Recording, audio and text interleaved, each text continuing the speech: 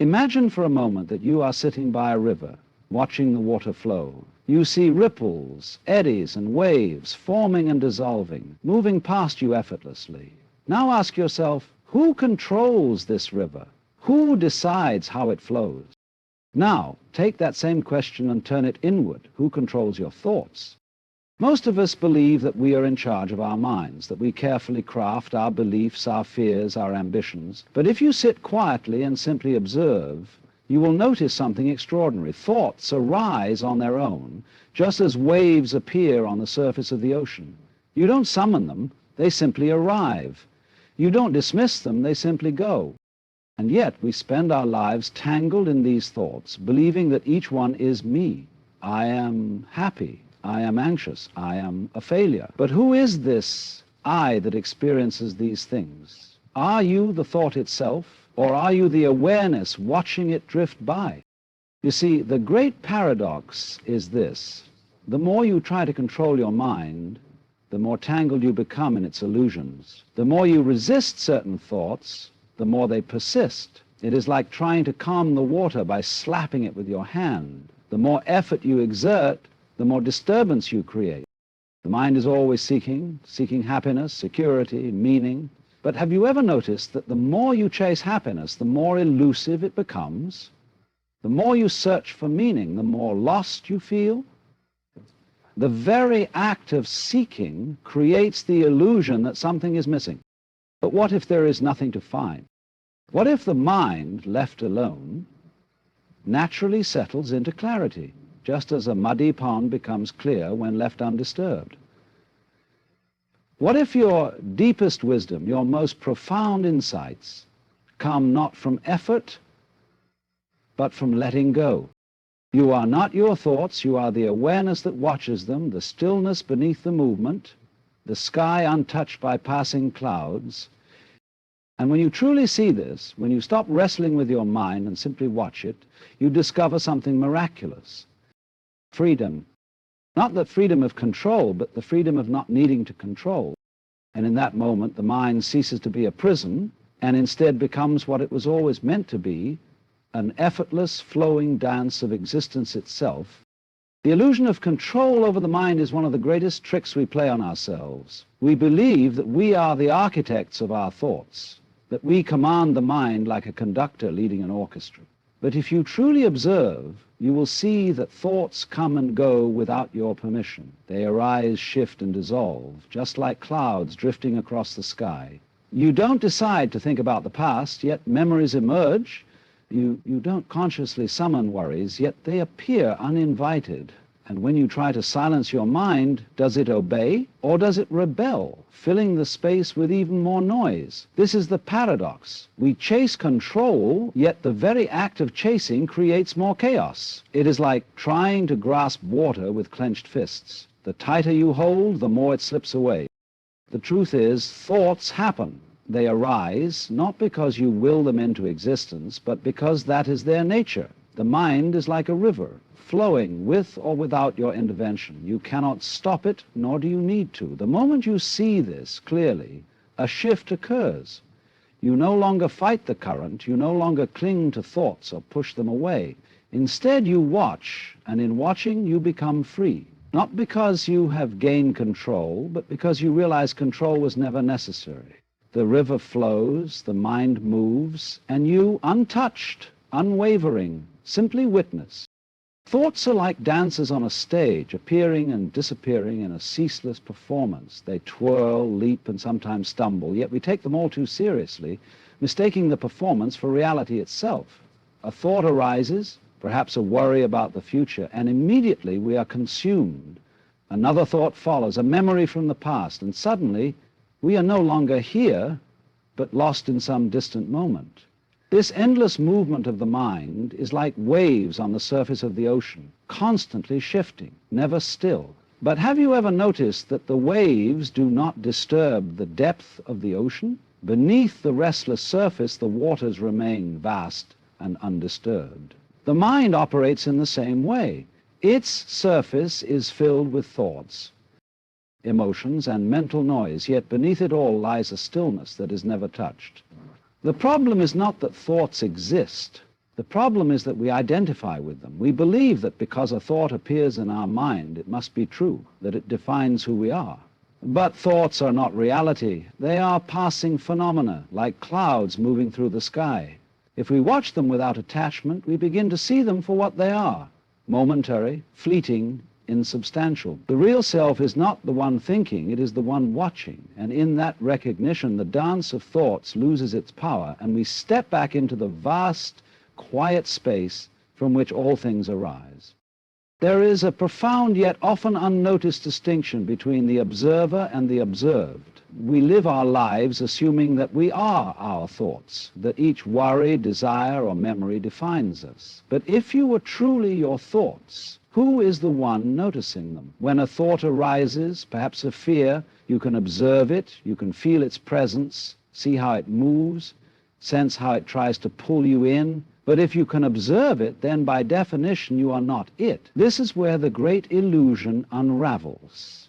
The mind produces thoughts, just as the heart beats and the lungs breathe, but you do not say, "I am my heartbeat," or "I am my breath." So why do you say, "I am my thoughts"? This identification is the source of so much suffering. We become entangled in a passing thought and take it as truth, as a reflection of who we are. But what happens when you take a step back? What happens when you simply watch the mind rather than being swept away by it? A space opens up, an awareness that is vast, still, and untouched by whatever thoughts come and go.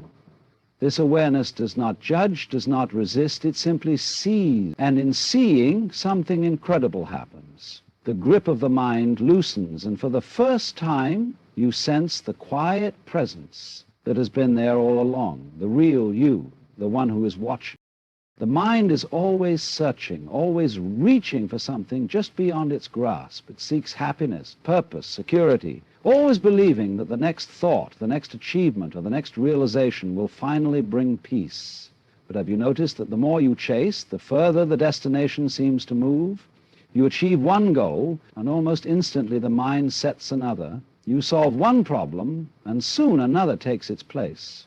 This endless seeking is like a dog chasing its own tail. It runs in circles, believing that fulfillment lies just one more turn away. But what if the very act of seeking is the reason we feel lost? The mind creates an illusion that something is missing, that there is a gap between you and contentment. It tells you that peace will come when you find the right answers, the right circumstances, or the right version of yourself. Yet the more you search, the more restless you become, because the search itself is built on the false belief that you are incomplete. What if there was nothing to find? What if the peace you seek is not in the future, but in the simple recognition that you are already whole? The moment you stop running, stop grasping, and simply allow yourself to be, you realize that what you were looking for was never outside of you. The seeker and the sought were never separate. The mind was just too busy searching to notice. The mind is a ceaseless storyteller, weaving narratives that keep us entangled in its web. It tells us what we should be, what we should fear, what we must avoid, and what we must achieve. And because we mistake these thoughts for truth, we spend our lives obeying them, running from discomfort, chasing fleeting pleasure, grasping for control. But what if you did not need to control the mind at all? What if freedom was not found in silencing thoughts, but in realizing that you are not bound by them? Thoughts appear and disappear on their own, like birds flying across the sky. Some are pleasant, others disturbing, but none have the power to define you unless you hold on to them. The moment you stop trying to manage, suppress, or manipulate your thoughts, something remarkable happens. They lose their grip. You see them for what they are: temporary, weightless, empty. A fearful thought arises, but instead of reacting, you simply notice it, as if watching a cloud drift by. The anxious thought appears, yet you do not resist, and so it passes just as effortlessly as it came. Freedom is not about controlling the mind. It is about seeing that you were never trapped in it to begin with. When you let thoughts come and go without clinging to them, you are no longer a prisoner of the mind. You are the open sky, vast and untouched, in which all things arise and fade away. Life has a way of flowing effortlessly when we stop trying to force it. The mind, however, is conditioned to grasp, to analyze, to control. It believes that effort and struggle are necessary for everything, that happiness must be earned, that peace must be fought for, that meaning must be constructed. But look at nature. The trees do not strain to grow. The rivers do not force themselves to flow. The wind does not push itself into motion. There is an intelligence in existence that moves without resistance, a spontaneous unfolding that requires no interference. And yet, we often act as if we are separate from this flow, as if we must personally manage every detail of our lives to ensure things go as they should. But have you noticed that the most beautiful moments, the most profound insights, and the deepest joys often come when we least expect them, when we are not trying? This is the paradox of the mind. The more effort we apply to find peace, the further we push it away. But when we step back, when we loosen our grip and trust the unfolding of things, life begins to move through us with the same effortless grace as the wind through the trees. The intelligence that orchestrates the universe is the same intelligence that breathes through you. And when the mind quiets its struggle, you do not lose control. You finally align with the effortless flow that was carrying you all along. The mind is a restless river, constantly flowing with thoughts, fears, and desires. We spend our lives trying to control its currents, believing that peace will come when we finally have the right thoughts, the right answers, the right circumstances. But true freedom is not found in controlling the mind. It is found in seeing that you were never bound by it to begin with. Thoughts come and go, yet something within you remains unchanged. That stillness, that awareness, is who you truly are. The moment you stop fighting the mind, stop identifying with every passing thought, you step into a space of effortless being. And in that space, you realize that life was never something to be controlled or conquered. It was always meant to be lived with the same ease and flow as the wind moving through the trees. The search ends, not because you have found what you were looking for, but because you finally see that nothing was ever missing.